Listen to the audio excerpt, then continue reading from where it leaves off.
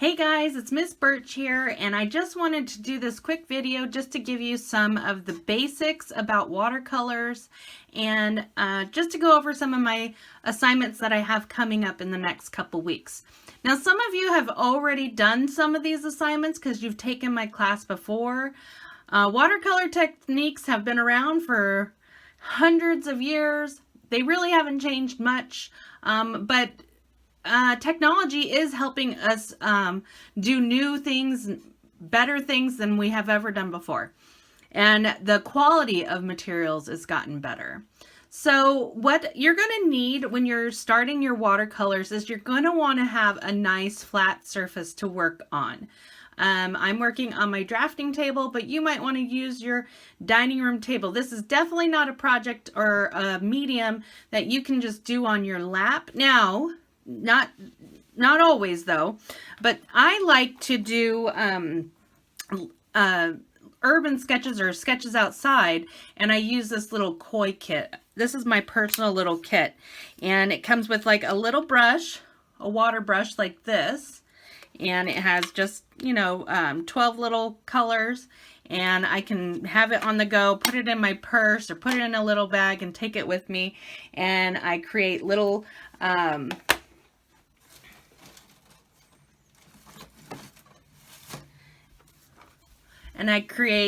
sketches like this on the go, wherever I'm at. So this is what I do. This is my personal sketchbook, and this is my kit. I'll keep like a pencil with me, a micron pen or something like that, and I carry this. This is my personal sketchbook. So this week, what you're going to do, if you haven't done it already, is you're going to do, I'll go over some more of your material. Sorry. You're definitely going to need to invest in some masking tape. This is from Sherwin-Williams. You can use a Walmart brand. You actually don't want it to be super sticky, so don't go and buy the most sticky masking tape you've got. In fact, this is even a little sticky, so what you can do is you can take like a towel, like a bathroom towel, or this is a little micron towel. What you want to do is you want to find a board. This is a back of a picture frame that I picked up. So it's just a little press board. You just want to find something that you can attach your watercolor painting to. You can do it without the board, but if you're doing fancy, if you're starting to get, for these techniques and these simple processes, you probably don't need a board, but I always use a board. So, but for your color wheel, I have a wheel right here, a circle already pre-drawn. You can use your masking tape to draw it out. I use the top of a cup. However you want to do it, but I'm just going to take the masking tape, and I'm going to take my little towel here, and I'm just going to hit the towel with the masking tape just to give it a little lint so it doesn't attach to the paper, adhere to the paper real strongly, so that it won't rip the paper. The paper has a tendency to rip, especially since you're adding water to it. So I'm going to do this on the top, and I'm just going to do it on the bottom. You might want to do it, I like to do it all 4 squares. Also leaves a nice little crisp edge on the end. So it looks nice when you're doing like landscapes or other paintings that you're choosing to do. So I went ahead and I drew my circle, and what you're going to do is you're going to do a color wheel. So I'm going to write on here color wheel, so you know that's what I'm doing. And you're going to do just your primary colors. You're just going to learn to mix all the colors of the rainbow with your primary colors. So I'm going to create like a little peace sign here. And I'm going to make one a little bigger here, one a little bigger here. This doesn't have to be super precise. You can use a ruler if you really want to. I'm going to put red, yellow, and blue. Those are your primary colors. Now in between each of these, you're going to have you're going to do three little pie pieces. So 1, 2 lines. So 1, 2, 3. 1. I'm only going to do like the blue and the yellow or something like that, and you'll get the idea from one of these examples because I want to keep this video very short. You're going to need 2 cups of water. For the next 2 weeks, you're going to need your Prange watercolor kit that I advised for you to get. This is a 16 count pan, half pan set. You might have only gotten an 8 pan set. That's fine. And if you don't have these and you need to get just a cheap Crayola brand, that's fine too. But these have great pigment, and for a student grade, mine is well used. I've taught with this now for this set for over almost, let's see, for almost 4 years or 3 years at HomeLink. Now this kind of got messed up. I've got a little water on it. But before I get going on my color wheel, you're also going to take a piece of paper. All the pieces of paper I'm giving you are 9 by 12 inches. So 9 this way and 12 inches this way. And you're going to divide a piece of paper. This one got cut wrong. It's actually 11 inches by 9 inches. Somehow I messed up. But I want you to divide this into 12 equal squares. So I'm going to have 9. But you're going to get the idea. I'm just going to line these up. And I can add another set actually down here. I'm just going to draw a line through here. But you should have 12 equal squares. And then on the bottom of each square, you're going to draw in, or you're going to write in the techniques on the list that I have on your homework, like wet on dry. So wet on dry, and do this with a Sharpie. I don't have one, but wet on dry, wet on wet, and so forth. Scrubbing, blood, salt, table salt, rubbing alcohol. Go through the list, see your materials that you're going to need, and have that ready before you start painting. All right, so I'm just going to put that on the side because I'm going to do this color wheel, and I'll show you a few techniques real quickly. So now I'm going to, what I also like to use is an eyedropper. So I'll take an eyedropper. Oh, let me go backwards here. The reason why you have 2 cups of water is because you want to keep one clean and one dirty. Try to keep one clean and one dirty so that you can continue to use clean water to add to your kit. So I'm going to do blue and yellow, and try to make sure that you're only using the primary blues. When you get your Prange kit, you get like a little piece of paper that tells you what all the colors are. I just want to use blue here, number 7, and I'm just going to add a few drops in there. And I'm going to use yellow, add a few drops. I need to buy a new yellow. That's why I love these, is because you can actually buy the little pans and just replace the pans, and these kits can last a very long time. And I'll just do red too real quick. Just those are your primary colors. You don't need to worry about any other color. All right, I'll put my eyedropper down, and you're just going to take, it comes with a little brush like this. I couldn't find it, but it comes with a little round paintbrush in the Prange kit. So I'm going to just come into the blue and just kind of, let's see, I'm just going to agitate the water and the paint a little bit. And you can tell if you've grabbed the paint or not by looking at the brush. Can you see the paint on the brush? If it's more watery, then you might want to just tap on the paint a little more and just agitate it a little bit. Okay?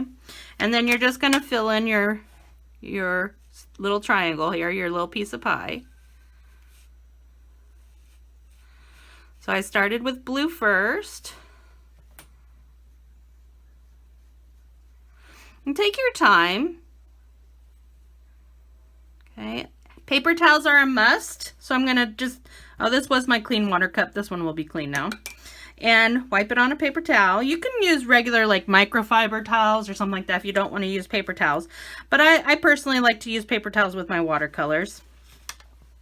All right, I'm going to come into my yellow.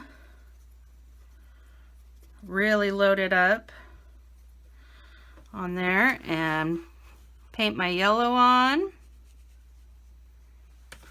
Let's keep this in the picture here.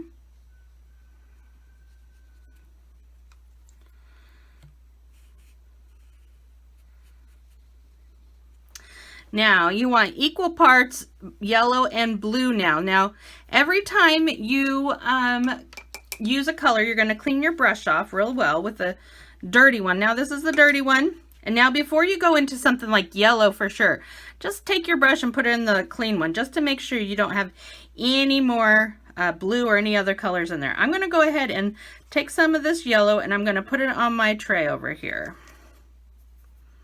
So about three scoops in there. Now I'm going to do the same thing. 1, 2 with the blue. 3. Cleaning my brush. And now I'm going to mix them together.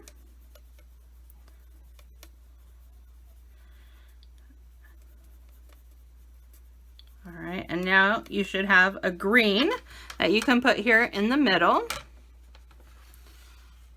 This is probably a more blue green. We've got some of this yellow is blending in. That's all right.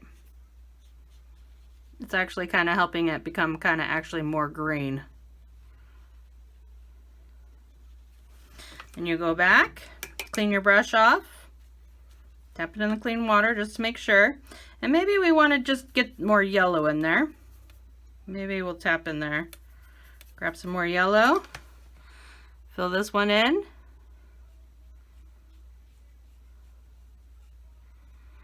Now it helps if you're not going super fast and you let these things dry. Like you could work on the red, you can go back and forth and just give them a little chance to dry. But now I'm going to do more blue green.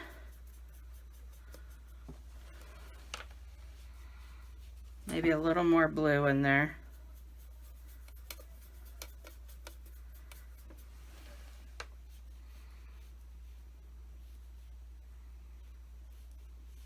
And you can see it's starting to all bleed in there and everything. That's because there's a lot of water in there.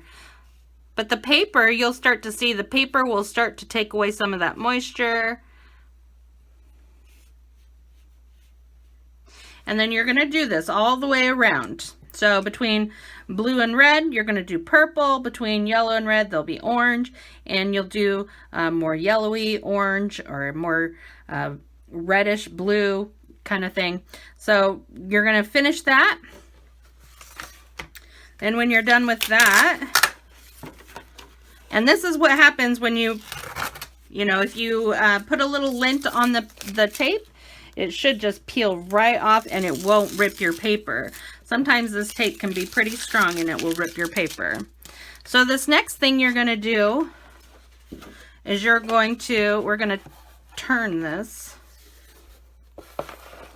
And you can see that color wheel wasn't super big. So you don't have to use, you know, maybe just cut a piece of paper in half, one of your 9 by 12 pieces of paper. That way you can save half for, you know, another little project that you might want to play with or do. After these projects, you'll get to just do whatever you want. We only have a few more weeks of school left, so I'm just going to leave that for now. You might want to go and find a flat brush of some kind. You can kind of find these, I think, at the dollar store. If you really need a flat brush, I can lend you one. I will need it back. But so for wet on dry, so some of the techniques are pretty self-explanatory. So for wet on dry, you just take wet paint, dry brush, or actually I'm going to wet this brush. I'm just going to take this blue wet paint and paint it on here on dry paper.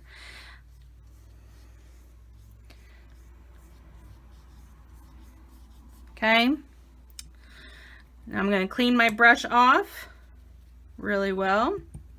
And this is why you need a good clean cup also, is because if you're doing washes or other things, then you want clean water to take from. So I clean my brush off, and this is wet on wet. I'm going to apply some wet water, onto this paper here. Give it a second or two just to attach to the paper a little bit. Let the paper start doing its thing.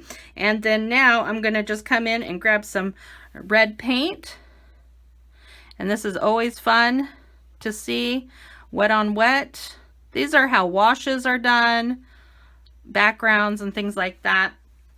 So that's a wet on wet technique. So for the rubbing alcohol assignment, I'm just going to go over a couple of these. For the scrubbing, you can use paper towels to scrub off. So while this is wet, I'm going to do it here. Sometimes I'll just rip off the piece of paper towel. And blotting is really just taking like a little piece of paper or something and just tapping on top and blotting it out. Using the texture of the paper towels. Or you could use Q-tips and just kind of tap. I like to keep some Q-tips on hand too to help remove water off of little details or things like that. But I'm going to use a bigger brush. And for the rubbing alcohol, you're going to want to do the wet on wet technique first. So I'm adding some water here. So this one's going to be rubbing alcohol. I'm not going to do all the techniques. I'm just going to go over this one. And then this Friday, we're going to do a Zoom and we'll go over some more techniques then. All right. If you're there. So this has some water on it. I'm going to take a little bit more clean water here and I'm going to add it to my purple actually. And maybe my blue too. So I'm going to do a couple. I'm going to do a blending of two colors. So let's get some water on my brush. So I'm going to take some, agitate my purple here. And just add some purple, a good amount here. An eyedropper is super useful in this. So I'm going to blend these two colors. This is wet on wet, blending two colors. Might want to not be so wet right now, but that's okay. Just going to take out some of this water out of my brush. Because it's plenty of water on there. I'm going to take some blue. I'm going to apply some blue down here. And just kind of blend the two colors right in the middle there. And let them do their thing. Now a blow dryer or heat gun is very useful for this, you know, drying between things. This is rubbing alcohol. So I know rubbing alcohol is hard to get a hold of. Hopefully you have some. If you don't stress about it. Don't worry about it. But you'll see this is just a fun way of making some cool designs. But I'm just going to grab this eyedropper here and bring up some of the rubbing alcohol into the eyedropper here and just drop a few drops.